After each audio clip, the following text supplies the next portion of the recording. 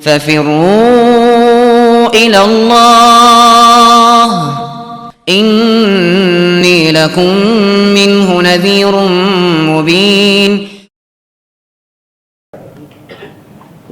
Kemudian setelah itu dikatakan oleh penulis rahimahullahu ta'ala, faslun wal khalitani yuzakkiyani zakatal wahidi bisabai syarat. Ini tentang al-khultah. Jadi pembahasan hewan ternak itu ada istilah khusus namanya khultah. Sebab orang kalau mengembala kadang dia bersyirikat dengan orang lain, bukan kambingnya saja atau hewan ternaknya saja. Jadi kadang bersyirikat dengan orang lain. Jadi saya misalnya punya 4 ekor, punya kambing 20 ekor.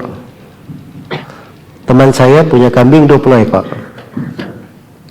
Yang ketiga lagi punya kambing 20 ekor juga, 60. Jadi kalau dihitung pada kami orang per orang, tidak ada zakatnya. Saya 20, dia 20, kan belum ada zakat. Tapi karena ini kambingnya digembalakan bersama, khultah, dia menjadi 60 hitungnya. Dikeluarkan apa? 1 ekor kambing. Itu khultah namanya. Jelas ya, ini yang ingin ditanyakan, apa namanya, ingin dijelaskan oleh penulis di sini. Kata beliau, wal khalitani yuzakkayani zakatal wahidi bisabai syara'id. 2 subjek pemilik khiltah mengeluarkan zakat senilai kewajiban zakat 1 orang bila hewan-hewan mereka memenuhi 7 syarat.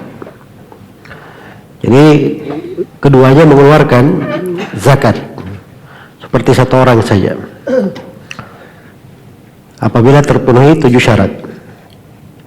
Syarat yang pertama, idza kana al-murahu wahidan, berada di tempat tidur yang sama. Ya, berada dalam tempat tidur yang sama. Yang kedua, wal masrahu wahidan, sama dalam tempat perginya. Kemudian yang ketiga, wal mar'a wahidan, sama dalam tempat merumput. Yang keempat, wal fahlu wahidan, sama dalam hal pejantannya. Yang kelima, wal mashrabu wahidan, sama dalam tempat minumnya. Yang keenam, wal halibu wahidan, pemerah susunya sama. Dan yang ketujuh, wa mawdi'ul halbi wahidan, tempat pemerahannya sama. Baik, ini 7 syarat dari mana diambilnya? Itu diambilnya dari mana khultah itu sendiri. Orang yang bergabung, bersyirikat dalam kepemilikan, itu biasanya berkumpul semua ini. Barulah dikatakan terjadi khultah. Terjadi khultah. Jadi sini Syekh menyebutkan 7 ya. 7 syarat. Ya. Yang pertama, enggak ada masalah ya. Itu tempat tinggalnya. Kalau di malam hari dia tidur di mana? Itu murah namanya. Yang kedua, masrah. Masrah ini tempat kambing-kambing itu berkumpul. Iya. Untuk di bawah merumput. Jadi tempat perginya. Ya, misalnya sudah mau dibawa ke merumput, dikumpulkan di tempat yang sama. Itu masrah namanya. Baik. Kemudian mar'a. Mar'a itu adalah tempat yang dia merumput di situ, digembalakan, diberikan makanannya.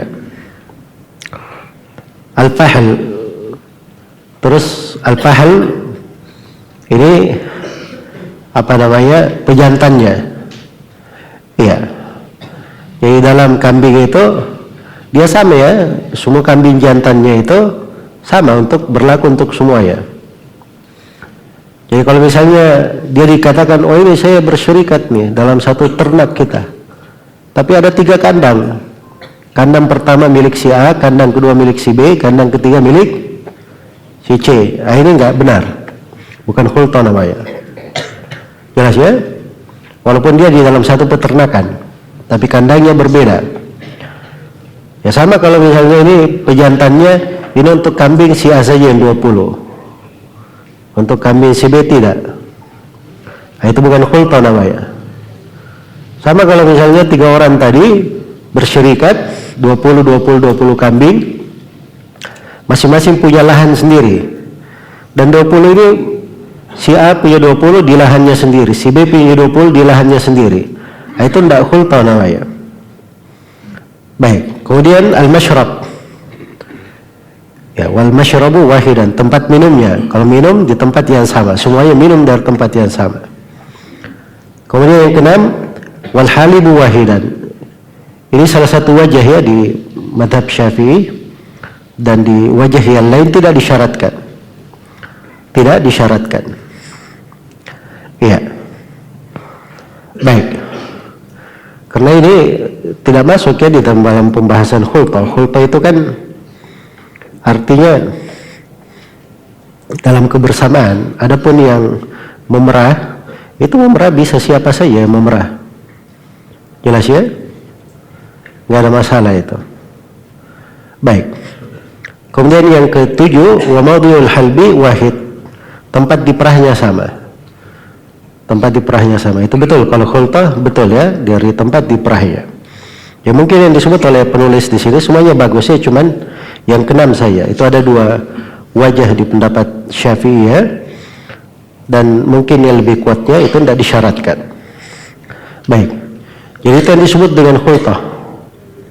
Ya, disebut dengan khulta, bercampur. Karena itu telah syah dari Nabi Sallallahu Alaihi Wasallam dalam hadits riwayat Al-Bukhari, dikatakan wala yujma baina mutafarriqin wala yufarraq baina mujtami'in khasyata as-sadaqah wa ma kana min khalitaini fa innahuma yataraja'ani bainahuma bis-sawiyya. Ini hukumnya sudah diterang. Jadi tidak dikumpulkan antara yang terpisah. Antara yang terpisah. Sekarang coba lihat ya. Saya punya kambing 40. Kena zakat berapa? 1 kan? Teman saya punya kambing 40 juga. Kena zakat dia berapa? 1. Teman saya lagi yang ketiga punya kambing 40. Kena zakat berapa? 1. Jadi ini 40 3 ekor kambing keluar. Tapi kalau kita bersatu 120, keluar berapa? 1 saja. Maka jangan sampai ada yang bergabung. Ya, tadinya kandangnya berpisah, oh kita 1 kandang aja. Karena kena zakat kita 3 ekor nanti kalau kita berpisah. Bersatu kita teguh.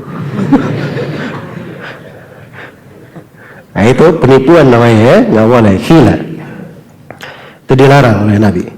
Sebagaimana tidak boleh dipisahkan antara yang berkumpul karena takut sedekah. Misalnya tadi kami bersyirikat 3 orang, tapi saya 20, ini 20 dan 20, 60 hasilnya. 60 keluar berapa? 1. Tapi hakikatnya saya punya 20, sudah kita pisah ya. Akhirnya tidak ada zakat, kan begitu. Akhirnya juga tidak diperbolehkan. Tidak diperbolehkan. Baik.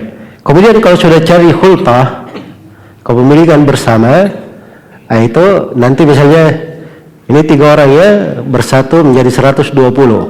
Nanti keluar zakat 1. 1 ini dihitung bertiga. Semuanya menanggung. Sepertiga. Jelas ya? Jangan dibilang 1 ini kamu dulu, si fulan, karena kamu yang paling muda di sini. Nggak bisa seperti itu. Tapi ditanggung bertiga.